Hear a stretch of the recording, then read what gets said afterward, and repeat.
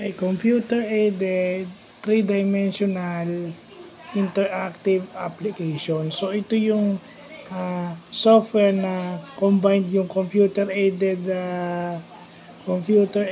manufacturing, computer-aided engineering, at saka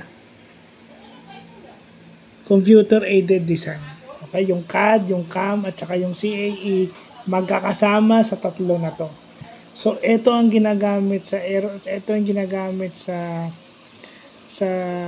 automotive and aerospace engineering, at kasama rin ito sa marine engineering at saka sa mechanical engineering. So, ibig sabihin, paggawa ng eroplano, paggawa ng truck o kotse or van or kahit anong klaseng sasakyan, land transportation.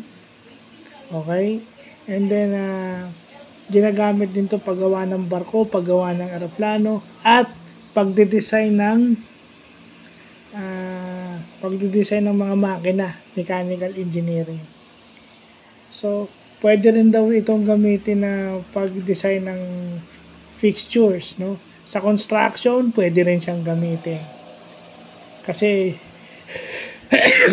computer-aided engineering nga. So, ibig sabihin, yung pang civil engineering, pwede rin siyang gamitin. For buildings and other infrastructure, pwede siya. So, yun yung magandang natututunan natin ngayon, yung CATSA. No? Na-develop ito ng Dassault Systems. Well, yun na yun, di ba? Na kasi, yun na yung sinasabi natin na minsan, pag ikaw minsan, yung mga software na to, kailangan pag-aralan mo. Kasi ito yung magiging parang trabaho mo, magiging sideline mo. Halimbawa, computer science ka o IT, kailangan meron kang extra. Itong mga bagay na to yung pag-aaralan mo. Kung gusto mo magkaroon ng extra income o ito yung magiging primary source of income mo, po pwede. Basta pag-aralan mo tong software na kagaya ng CATSA. Pero syempre, hindi naman pwedeng basta gamit ka lang ng gamit ng CATSA. CATSA is just a software.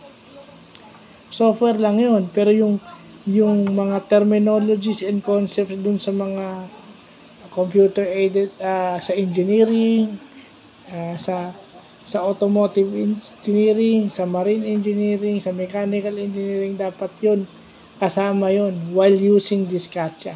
Hindi pwedeng yung CATSA lang. Diba? Pati yun na nga, diba? Pati kung pagde-design din ng building, dapat meron ka rin alam sa civil technology o sa civil engineering kahit konti. Diba? Kasi yung software mo would just be enhancing your knowledge. Pero iba pa rin kung meron kang knowledge dun sa mga bagay na yun. So, yun na pa.